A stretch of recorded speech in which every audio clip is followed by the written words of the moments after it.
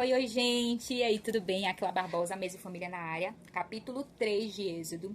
E nesse capítulo 3 eu quero trazer para vocês a realidade que aconteceu com Moisés, a experiência que ele teve depois de 215 anos, sem ninguém ter tido a experiência. A última pessoa foi Abraão, de ver Deus, de ter uma experiência viva com o Senhor. Foi Moisés. Moisés, ele teve a experiência de ver Jesus, ver Deus, né? Em uma sarça ardente, e o Senhor falou para ele qual era o propósito que o Senhor tinha na vida dele. Falou com ele que ele precisava ir para o Egito para salvar aquele povo, o povo judeu, o povo que era o povo dele. E eu quero fazer uma pergunta para você.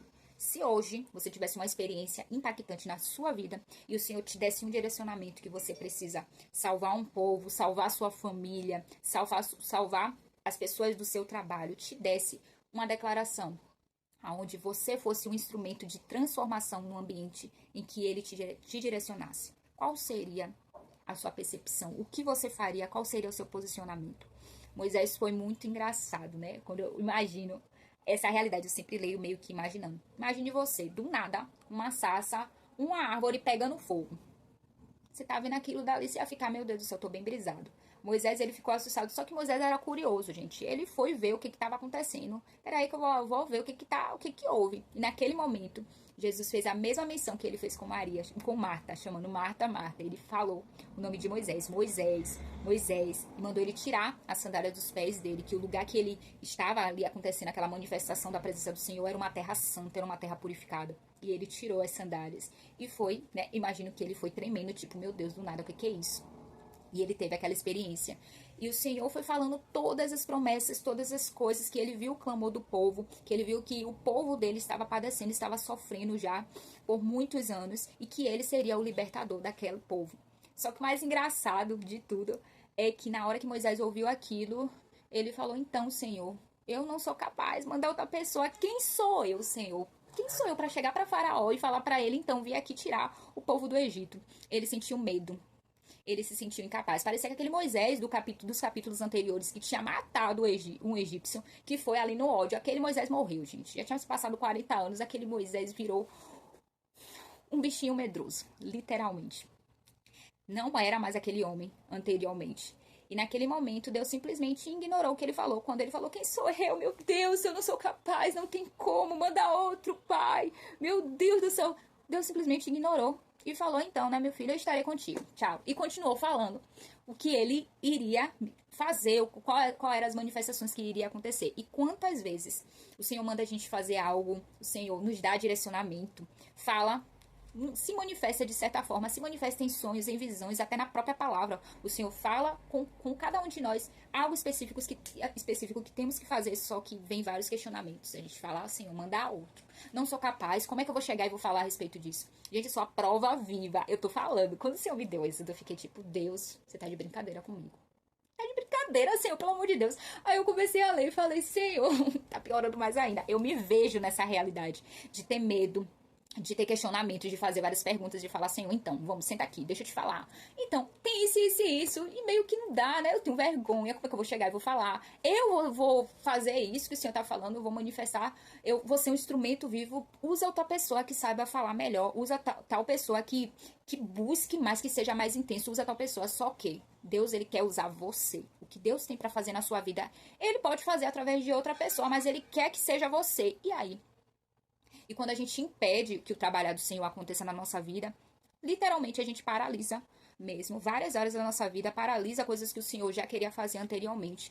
Por incapacidade que a gente acha que tem, porque não vai ser pela nossa força, é através do Espírito.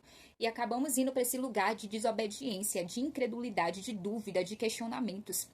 E esse lugar, gente, é um lugar horrível. Eu tenho passado por essa fase mesmo de vira e mexe, eu falo, Senhor, eu me encontro incrédula, eu me encontro duvidando, eu me encontro em um lugar mesmo de paralisia, porque eu me coloquei nesse lugar duvidando de ti, da tua palavra, duvidando de quem tu és, duvidando da identidade que o Senhor colocou sobre mim. E isso é péssimo. Só que o melhor de tudo é a misericórdia e a graça do Senhor, porque naquele momento que Moisés duvidou da capacidade que ele tem, porque ele não tem capacidade nenhuma, quem usou ele foi o Espírito Santo, o Senhor simplesmente ignorou.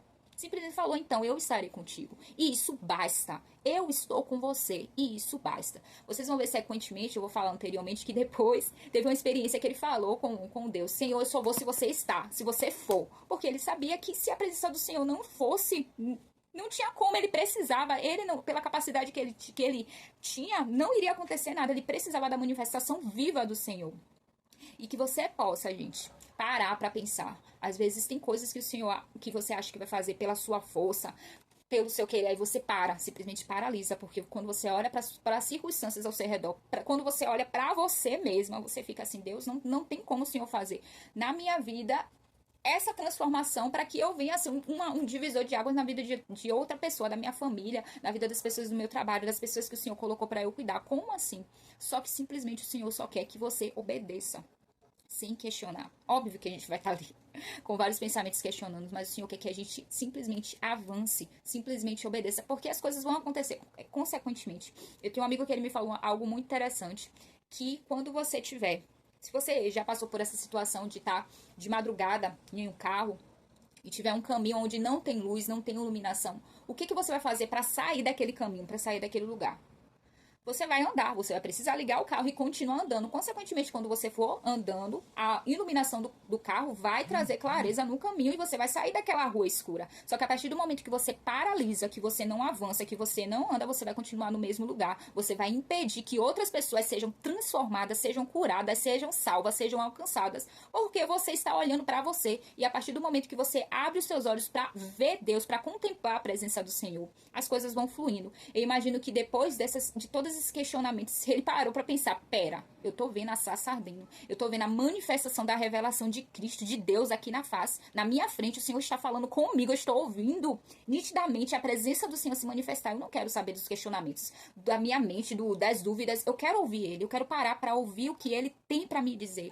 E independente de como vai ser, mesmo que o medo venha, mesmo que sentimentos venham, eu preciso sentar e ouvir o que Deus está falando comigo. Que possamos parar, ouvir a Deus, estar sensível, porque com Moisés foi essa manifestação. Óbvio que tem várias formas do Senhor se revelar. Que possamos estar sensíveis para ouvir a forma que o Senhor for se revelar. Porque às vezes é em um sonho, às vezes é em uma visão, às vezes é na palavra, muitas vezes é em oração, naquele tempo de oração, naquela conversa que você está tendo, naquele relacionamento que o Senhor está tendo, que você está tendo com o Senhor, e o Senhor vai se revelando e o Senhor vai falando. Às vezes é lavando um prato, o Senhor fala muito comigo quando eu tô fazendo as atividades da casa, né? Lavando o prato, varrendo uma casa, o Senhor começa a falar na nossa mente, trazer clareza, comunicar algo que precisamos fazer, que possamos estar sensível a ouvir a voz do Senhor e ouvir o direcionamento e entender que não é a nós, não a nós, a Ele. Ele que vai fluir, Ele que vai fazer, Ele só tá falando, Ele vai mover todas as coisas, nós possamos ser esses canais de instrumento do Senhor. Ele quer simplesmente que venhamos estar dispostos. A partir do momento que você fala assim, fala, Senhor, estou disposto, estou aqui, as coisas fluem de uma maneira natural. E é isso. Capítulo 3, próximo capítulo é o 4. Beijo no coração.